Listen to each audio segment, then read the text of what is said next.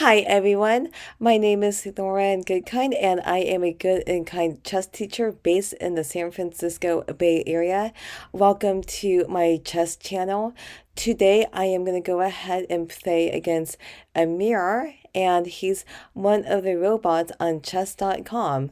So let's get started. I am going to use let me hold on for a second. I am gonna do the challenge mode, so that means it's no help of any kind. And let's get started. So if you have watched my previous videos, I like to play e4, so that's what I'm gonna do against Emir. This opening is called the Sicilian defense, and what I like to do is I'm going to go ahead and move my knight over here. And the reason why I'm going to do this is to control the center. Really important.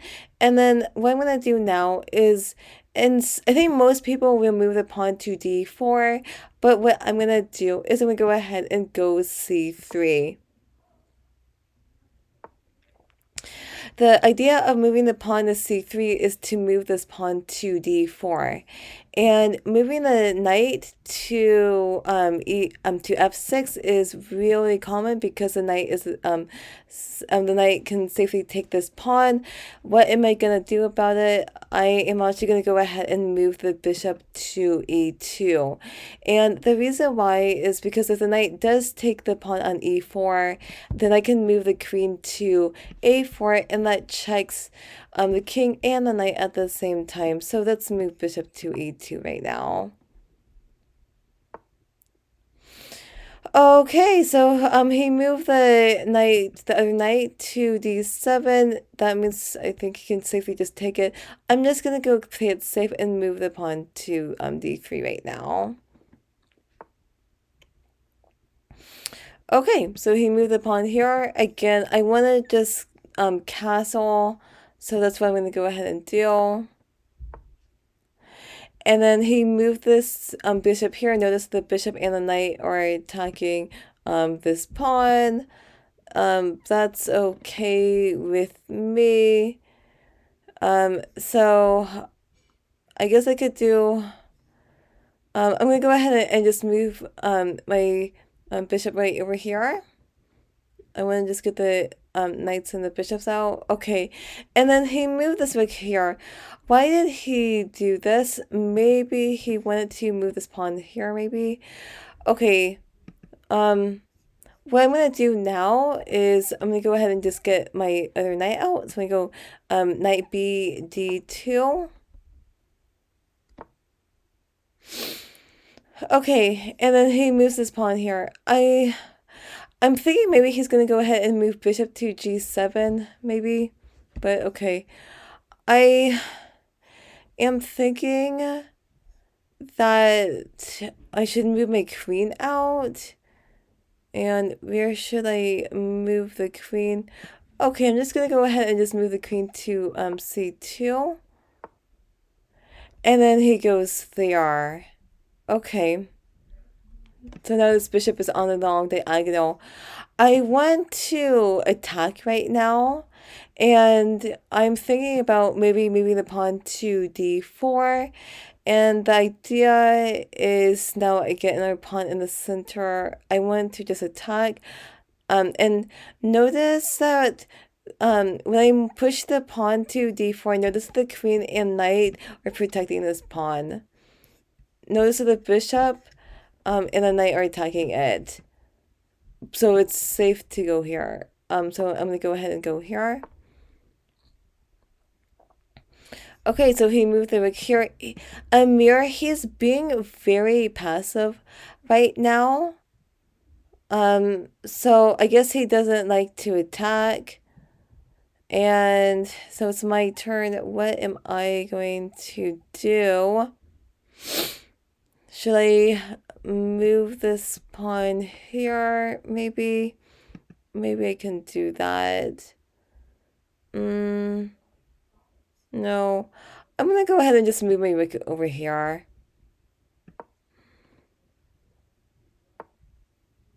And my rook is on the same line as this king. And I'm going to go ahead and just move my other rook over to d1 right now. And then he moved the queen here. He's playing very passive right now. And I feel that maybe I can just be aggressive right now. So,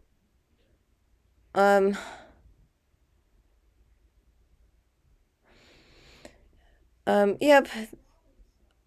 Let's go here and see what happens. Okay.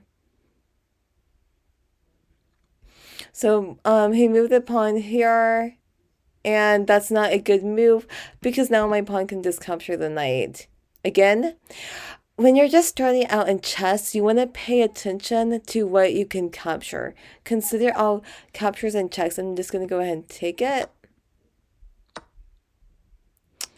Okay, so let's pay attention to what's going on. He just captured on d4, and it's always important to think ahead. And so my pawn is attacking this bishop, so that seems like a really good idea.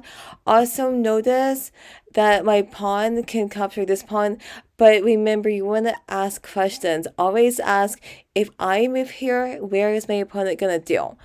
I notice that if my pawn does take this pawn, then notice that his queen can take my queen. That's not gonna be good for me. So, you know what? I'm going to go ahead and just take the bishop.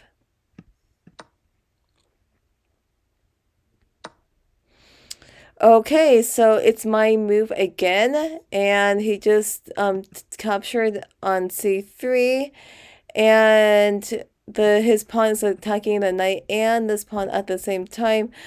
I don't want him to capture my knight, and I think I'm just going to go ahead and offer a queen trade since I'm up material. Okay, so queen trade, the most obvious move is for my pawn to take the queen on c3, so I'm going to go ahead and do that. Let's see what he does. And then he moved this pawn here. Pay attention to the captures. This pawn can capture the bishop. Okay. So I'm gonna go ahead and just move my bishop. So again, pay attention to the captures. I noticed that this bishop can take this pawn, so I'm gonna go ahead and just take it. Okay, so he moved this rook here, and I noticed that it's attacking this pawn. It's my move. What should I do? I can move my rook over to c1, but that seems to be really passive. And I'm thinking what I can do is let's go ahead and be aggressive. So I was thinking maybe instead of moving the rook here to protect it, let's be aggressive and let's go ahead and move here with the knight, because if I move the knight here, now it's attacking the pawn on d6 and also the pawn on b6. And notice that the pawn on d6 is not protected. I'd rather go here. Okay, so he moved this pawn here, and now I'm going to go ahead and execute the plan. My knight can safely take the pawn on d6, and this would be a really good move because notice that the knight is checking the king, is also attacking the rook, and also the bishop at the same time. So this would actually be really good for me. So let's go ahead and take the pawn. And then he goes there. And it is my turn. So should I capture the rook or should I capture the bishop? I'm thinking that let's just capture I'm thinking like there's a lot of things I can do. I want to just capture the bishop because it's a free piece. If I capture the rook, then he can just take it back. Okay, I'll just take the bishop right now. Okay. Again, notice about the captures. He's attacking my knight. I should do something about it. So I'm thinking, hey, that's... Oh, actually, there's a couple of things I can do. I can move the knight back here. Or maybe I was also thinking about maybe moving the knight back to a5, and then the idea is then I can move the knight to c6, and then that would be a really nice knight fork. So what am I going to do?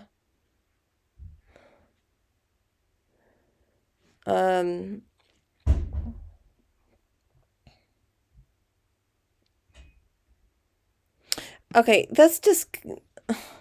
Okay, I think the best move is for maybe to move here. But let's see what happens. Well, I don't know. What I'm thinking is that if I move the rook over to a5, then he can move the rook over here. And then, like, what is my knight doing now? Right? So, I'm just going to go ahead and just go here. Okay, so he moved this pawn here. Again, let's go ahead and see what's going on.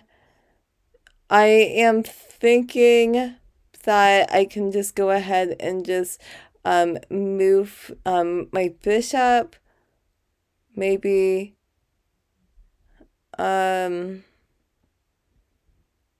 because if I do that, then it's checking the king. This king has nowhere to go right now. I'm also thinking about... It's just thinking about, like... Let's see what I can do. Let's go... I mean, I think there's a couple of ways we can do. Because, like, again, as a player, you want to think ahead. If I move bishop here, then king goes here, and then what do I do now? I wish my bishop was on b3. That would have been really nice, but it's not right now. I'm thinking about maybe we can just move my knight over here to attack. No. No.